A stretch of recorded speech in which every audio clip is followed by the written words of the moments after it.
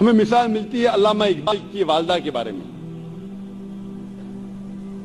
ہم جب کتابیں پڑھتے ہیں علامہ اقبال کی زندگی کے بارے میں تو پتہ چلتا ہے کہ علامہ اقبال کے والد ایک ایسا پیشہ کرتے تھے جو ربا سے جڑا تھا، جو سود سے جڑا تھا. اور علامہ اقبال کی والدہ اسے بالکل پسند نہیں کرتی تھی. تو جب علامہ اقبال پیدا ہوئے، علامہ اقبال کی والدہ نے اپنے چھاتی کا دودھ، اپنا دودھ اپنے بیٹے کو نہیں پلایا. وہ چاہتی تھی کہ میرے بیٹے کے جسم میں ایک بوند بھی حرام کمائی نہیں جائے. تو علامہ اقبال کی والدہ نے کیا کیا؟ اپنے زیورات بیچے جو خود کے تھے، الحمدللہ حلال کمائی کے تھے. زیورات کو بیچ کے ایک بکری خریدی اور اس بکری کے دودھ سے پرورش کی علامہ اقبال کی.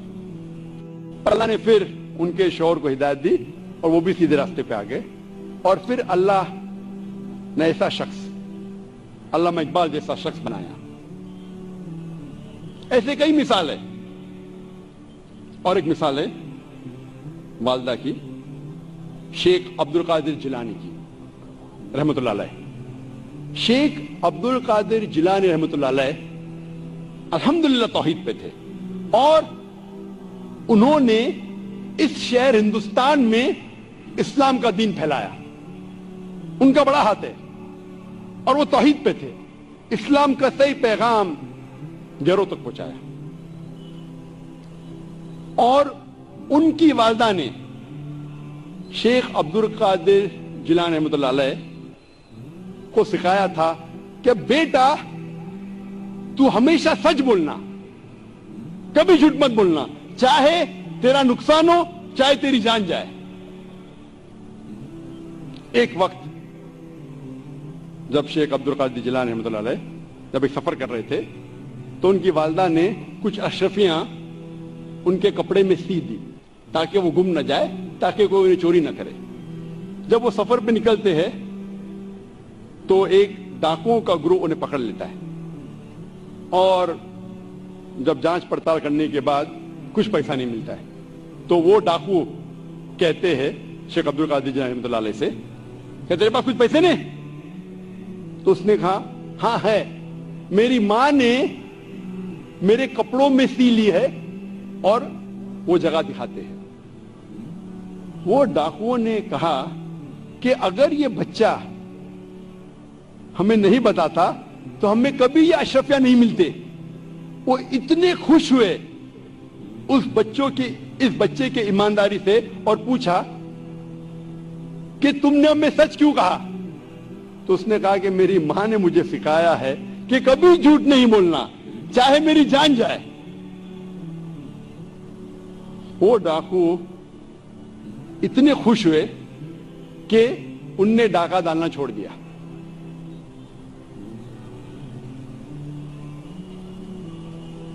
ایسے کئی مثال ملتے ہیں.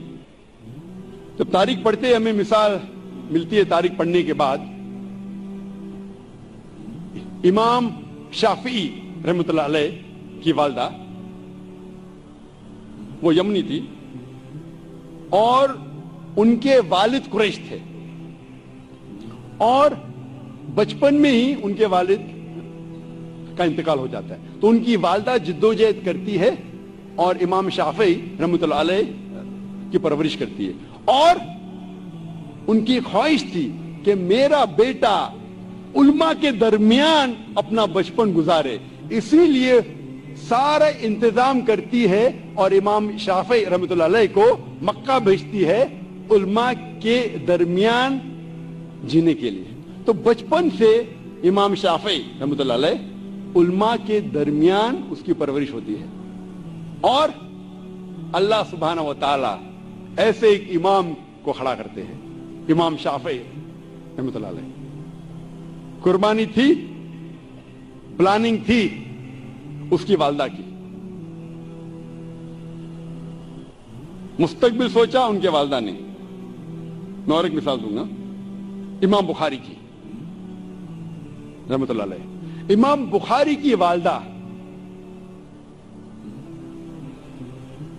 کا بڑا ہاتھ ہے امام بخاری کی پرورش کرنے کے لیے رحمۃ اللہ علیہ، اور سب جانتے تھے کہ بچپن سے ہی امام بخاری رحمۃ اللہ علیہ کی یادداشت بہت بہترین تھی، بہت پختہ تھی، لیکن افسوس کی بات ہے کہ بچپن میں ہی وہ اپنی آنکھ کی روشنی کھو دیتے ہیں۔ آنکھ کی روشنی کھونے کے بعد اس وقت کے سب سے بہترین ڈاکٹر کو دکھانے کے باوجود ان کی آنکھ کی روشنی نہیں آتی۔ اس کے بعد امام بخاری رحمۃ اللہ علیہ کی والدہ روز لگاتار اپنے رب، اپنے خالق اللہ سبحانہ و تعالی سے دعا کرتی ہے کہ میری بیٹی کی روشنی لوٹا دے۔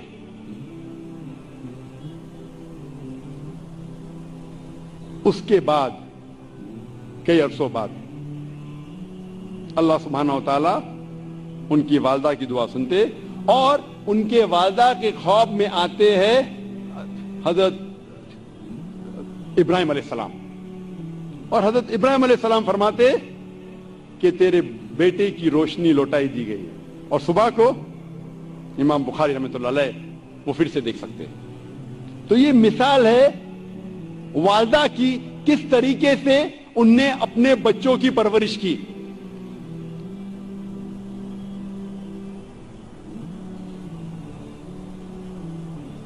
میں اور ایک مثال دوں گا۔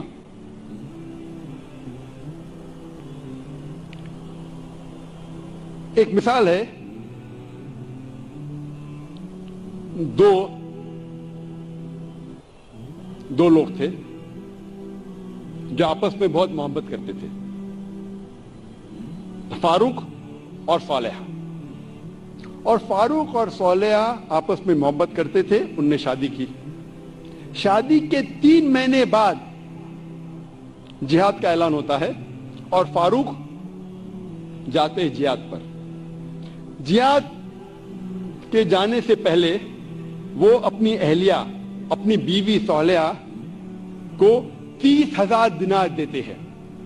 30,000 دینار ایک یوکے کے آدمی نے کیلکولیٹ کیا اور کہا کہ وہ ہوتے 2 ملین پاؤنڈ۔ 2 ملین پاؤنڈ کو میں تبدیل کروں گا روپیے میں، ہو جاتا ہے 15 کروڑ روپیے۔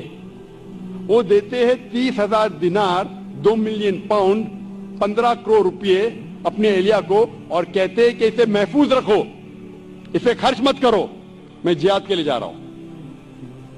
اور پھر وہ جہاد کے لیے جاتے ہیں اور کہتے ہیں کہ انشاءاللہ میں 3 مہینے میں واپس لوٹوں گا۔